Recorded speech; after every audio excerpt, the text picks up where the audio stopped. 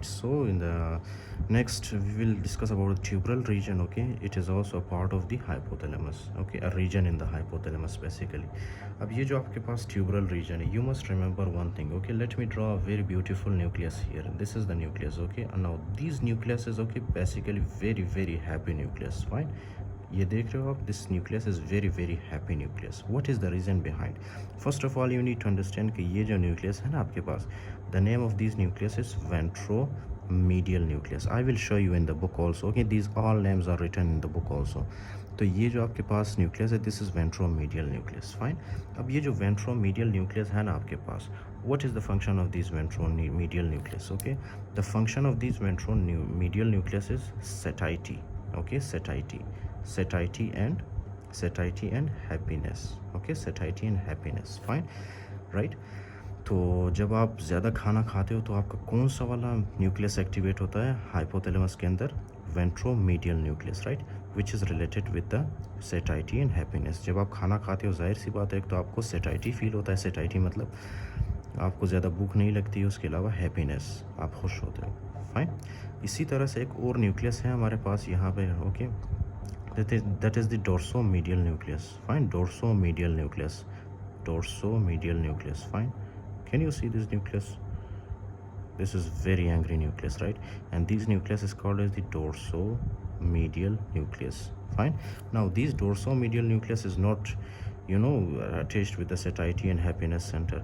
This dorsomedial nucleus controls our hunger behavior. Okay, it controls our hunger and anger, right? It is very simple. It controls your hunger and anger. Anger का मतलब पता है ना आपको, गुस्सा. That is why I have drawn the shape of these nucleus like this, the face of these nucleus, right? It is angry right now. Why? Because this nucleus is very hungry. Because of being hungry, this is very angry now, right? And what is the name of this nucleus? This is dorsomedial nucleus. You must remember one thing. ये जो dorsomedial nucleus है ना आपके पास, this is connected with the lateral nucleus of hypothalamus. This is connected with the lateral nucleus of hypothalamus. Okay, now this is very important, lateral nucleus of hypothalamus. Fine. तो dorsomedial nucleus along with lateral nucleus क्या करते हैं ये? What is their function? They will control they are stimulated when we are hungry plus angry. Okay, they are stimulated when we are hungry and angry. Let me tell you a story. Do you know, when a wife demands something from the husband, right, what does she do? This is very obvious. आपके घर में भी शायद हुआ होगा, right? क्या है कि जब वाइफ को कुछ चाहिए होता है ना, गोल्ड, कपड़े, for example new clothes, branded clothes, right, what does she do? First of all she makes a very fantabulous dinner for the husband, right. जब आप फॉर एग्जांपल एक ज़बरदस्त सा डिनर बनाते हो ना हस्बैंड के लिए, तो क्या होता है कि हस्बैंड उसी खाने को खाता है, राइट. उस खाने को खाने के बाद क्या होता है, हस्बैंड का जो सेटाइटी सेंटर है ना वो स्टिमुलेट होता है. जब उसका पेट भर जाता है तो उनका ventromedial nucleus of hypothalamus stimulate होता है, राइट, जिसकी वजह से क्या होगा, एक तो सेटाइटी होगा हस्बैंड में, उसके अलावा husband will become very happy. Okay, fine. So after making the husband happy, obviously the wife will demand something. For example, she will demand about the clothes, she will demand about the gold. Okay, fine. तो उसके बाद जब husband का ventromedial nucleus stimulate होता है ना, तो उसके बाद वाइफ कुछ डिमांड करता है, राइट, और उसका हस्बैंड उसी डिमांड को पूरा करता है, राइट. अगर for example husband is very angry at that time, which nucleus is stimulated, lateral nucleus या dorsomedial nucleus. So at that very moment, if you demand something from the husband is already he is very angry and he is very hungry. Okay, so at that very moment, if you demand something from the husband, maybe he will slap you, right? Okay, so it is just like that. If you want to demand something, first of all you have to stimulate the ventromedial nucleus. First of all you have to make the husband happy. First of all you have to stimulate the satiety center of the husband. Okay, and then you have to demand something, right? So these ventromedial nucleus is attached with the satiety and happiness center. Okay, that's it. अच्छा, उसके बाद क्या है हमारे पास? This is ventromedial nucleus, this is the dorsomedial nucleus. But the most important thing is ये कि आपने याद रखना है कि dorsomedial nucleus is attached with the lateral nucleus. Okay, and this lateral nucleus basically, इसका नाम आपके बुक के अंदर है, इसका नाम नहीं है. Okay, so the lateral nucleus controls our hunger and anger behaviour. Fine. Okay, so that's it.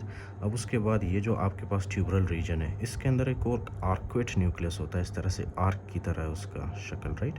Okay, this is called as the arcuate nucleus. Fine, arcuate nucleus. Although this is not present in your book, but just for the sake of the general knowledge, these arcuate nucleus, okay, ये आपके anterior pituitary के अंदर secretions को secrete करता है, right. कौन से secretions? For example gonadotrophin releasing hormone ये रिलीज़ करता है, ओके। उसके अलावा this also releasing growth hormone releasing peptide या growth hormone releasing hormone, okay fine. उसके अलावा थायराइड रिलीजिंग हार्मोन कहाँ से निकलता है? आर्क्वेट न्यूक्लियस से, ओके।